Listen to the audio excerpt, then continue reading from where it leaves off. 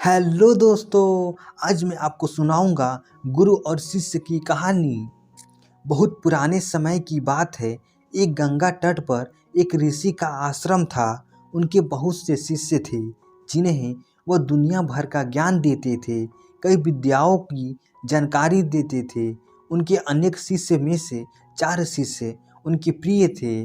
जब उन चारों की शिक्षा पूरी हो गई तो उन्होंने एक बार उन्हें बुलाकर उनसे उनकी ज्ञान के विषय में जानना चाहा कि तुमने कितना ज्ञान प्राप्त कर लिया है। ऋषि ने अपने शिष्य से कहा, मैंने तुम लोगों को बहुत सी चीज़ें सिखाई हैं, पर मैं जानना चाहता हूँ कि तुम लोगों में से किसने किस विद्या को सबसे ज़्यादा पसंद किया और किसके प्रयोग पर तुम्हें सबसे ज़्यादा प्रसन्नता हुई है। इस पर उनका पहला शिष्य बोला, गुरुजी, मैंने आपके द्वारा दिए गए शिक्षाओं में सबसे अधिक मंत्र फूंक कर आग बुझाने वाली विद्या पर जोर दिया है।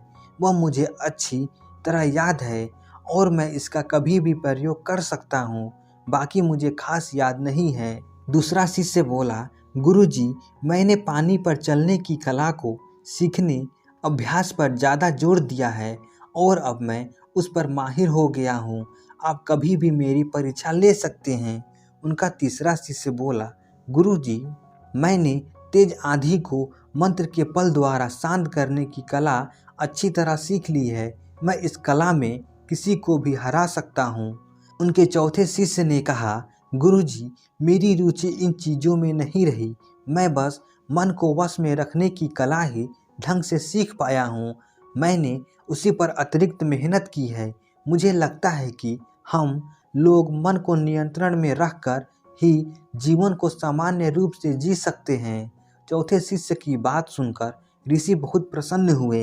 उन्होंने उससे कहा, पुत्र, वास्तव में तुमने ही सभी शिक्षा की जड़ को पकड़ लिया है।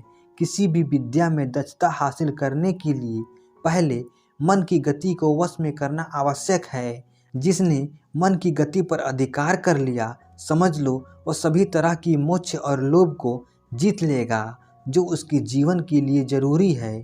तो दोस्तों, आशा करता हूँ ये कहानी आपको अच्छी लगी होगी। ऐसी ही मज़ेदार कहानी सुनने के लिए हमारे चैनल को सब्सक्राइब कर दीजिए।